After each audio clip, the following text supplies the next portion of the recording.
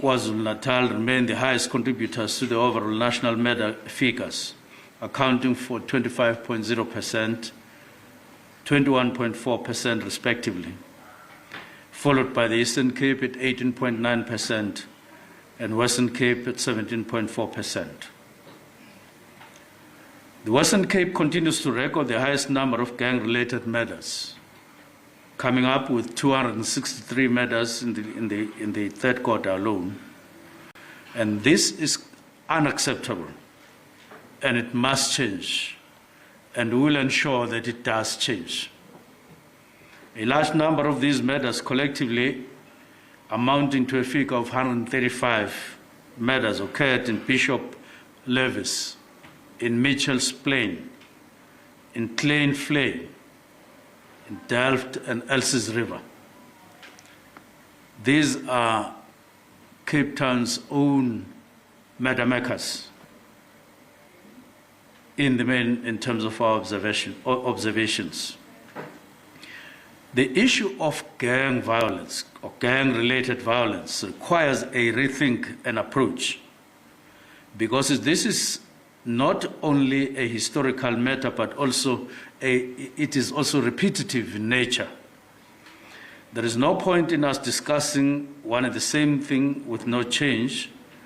We are dedicating the 27th of February, that is next week, the whole day, to discuss, among others, this particular issue. We will be looking, amongst others, policing review with regard to what we may refer to as high murder zones in the Republic, with a view to changing the situation this time around and once and for all by taking concrete steps towards a realization of peace and order in those areas. And in this regard, partnerships with communities and other partners will be a critical element in the rethink in terms of the approach.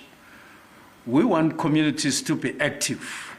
We want communities to speak in one voice, and we want communities to be united and take a stand on criminality in their own communities, minding that criminals come from communities, and once they have committed crimes, they also go back to the communities and hide there.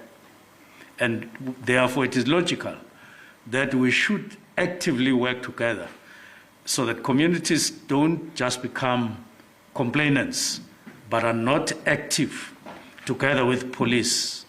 We regard that as our work, but they also have a part to play, and that is important.